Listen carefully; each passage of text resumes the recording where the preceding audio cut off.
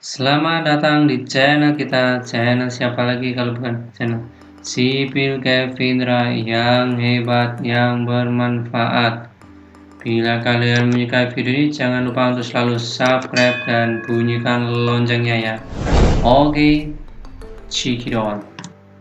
Ini ada pertanyaan yang sangat umum, terutama bagi mereka yang akan membangun rumah sendiri, yaitu bagaimana membangun rumah sendiri dengan biaya hemat? Apakah bisa? Apakah ada? Yuk kita lanjut maning son. Siji, loro, telu, gaskeun. Bagaimana caranya? Data apa saja yang diperlukan ya? Bagaimana caranya? Data apa saja yang diperlukan? Yuk kita lanjut ya son ya. Data yang dipersiapkan yaitu satu, menentukan model rumah. Jelas kita harus tahu rumah yang akan kita bangun, ukuran luas tanah berapa, luas bangunan berapa. Yang kedua, lokasi rumah yang akan dibangun. Mau dibangun di kota, di pedesaan, atau di tempat mana kita harus juga tahu. Membuat rumah sesuai dengan kebutuhan keluarga.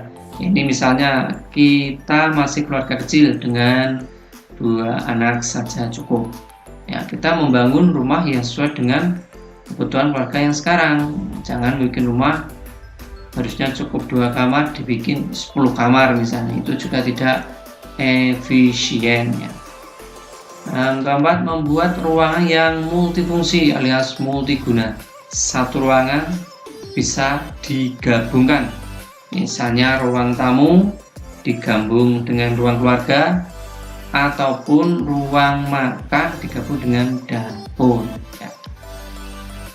Mintalah saran dari orang yang memang ahlinya ahli, intinya inti, of all the core istilahnya ya, Pak Gendul ya. Jadi kita memang harus minta saran kepada yang ahlinya siapa ya? Yang biasa membangun rumah, bisa mandor, bisa arsitek ya. Jadi yang lebih berpengalaman. Kita minta sharingnya seperti apa. Kita ingin membangun model rumah untuk misalnya 2 anak ini seperti apa. Yuk kita lanjutkan. Yang kedua, ini yang penting juga ini, yaitu survei bahan material bangunan.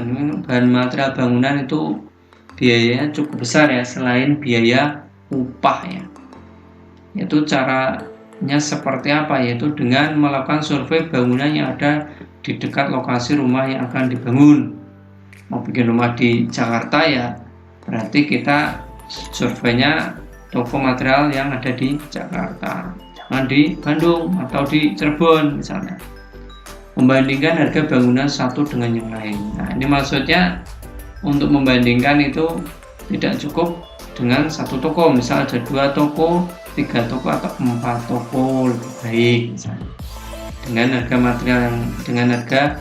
material dari masing-masing toko bangunan tersebut. Misalnya harga semen atau misalnya harga keramik di toko A berapa, toko B berapa. Nah, langkah selanjutnya itu mencatat harga material dari masing-masing toko tersebut. Kita catat. Nah, dari hasil survei tersebut kita bisa menentukan toko material mana yang akan kita gunakan untuk membangun rumah kita. Yang ketiga yaitu memilih bahan bangunan yang murah dan berkualitas. Murah berkualitas ya, ini yang agak berat, murah tapi berkualitas. Yaitu salah satunya adalah memilih barang yang lokal dan berkualitas. Nah, sekarang lagi tren-trennya local pride, jadi barang lokal yang berkualitas yang diutamakan ya. Membandingkan harga dengan berbagai material ya, dengan berbagai macam toko. Memilih material yang murah tapi awet jangka panjang, ini ya juga susah. Murah, awet lagi, jangka panjang lagi ya. Kita harus survei dulu.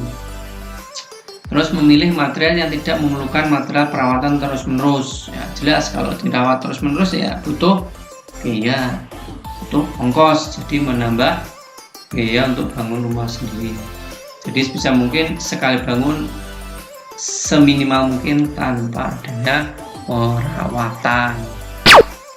Yang keempat yaitu menentukan desain rumah yang minimalis. Nah, sekarang lagi tren-trennya rumah minimalis, yaitu rumah yang seperti apa? Rumah dengan ruangan yang multifungsi atau multiguna. Satu ruangan bisa digunakan atau digabung untuk dua ruangan. Misalnya ruang tamu bisa digunakan juga sebagai ruang keluarga, ruang makan sekaligus ruang dapur. Jadi menghemat ruangan. Desain rumah yang hemat pencahayaan, maksudnya dengan pencahayaan listrik.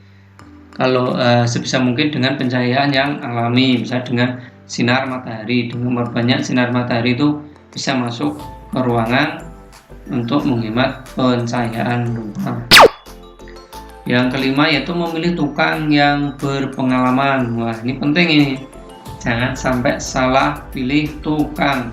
Serahkan pada ahlinya, dan pekerjaan harapannya juga lebih baik, yaitu memilih tukang dengan reputasi kerja yang baik. Kerja yang baik ya hasilnya baik, kualitasnya baik, kalau bisa bayarnya murah kalau bisa ya. Terus bila tak ada kenal tukang, bisa bertanya ke teman atau saudara atau mungkin ke arsitek. Siapa tahu dia punya kenalan tukang dengan reputasi kerja yang baik. Yang keenam, menggunakan jasa borongan. Nah, ini juga penting ini.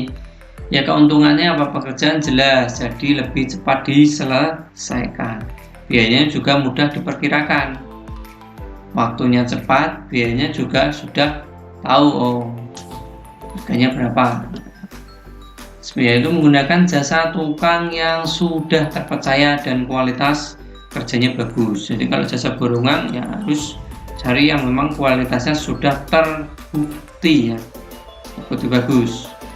Terus pilih pekerjaan yang cepat dan tidak perlu ketelitian. Nah, untuk jasa borongan ini kerjanya yang cepat-cepat aja, tidak perlu ketelitian yang tinggi, jangan semuanya diborongin. Kalau memang dia butuh ketelitian tinggi dan pengen hasilnya bagus ya dibuat harian. Terus tempatkan pengawas untuk memastikan pekerjaan sesuai dengan yang diharapkan. Nah, ini juga penting karena biasanya kalau tanpa ada pengawasan pekerjaannya acak-acakan misalnya. Walaupun dia sudah ahlinya ahli, misalnya intinya inti, tapi kalau ditempatkan pengawas ya mungkin kerjaan bisa jadi lebih cepat lagi, lebih baik lagi. 6 tips dan trik bagaimana cara kita membangun rumah yang hemat biaya. Semoga bisa bermanfaat bagi rekan-rekan sipil lover semuanya. Oke, jangan lupa dan untuk mengingatkan kembali untuk selalu like, share, komen, dan subscribe-nya ya, agar channel ini selalu bisa berkembang, bertumbuh menjadi lebih baik lagi. Oke, thank you.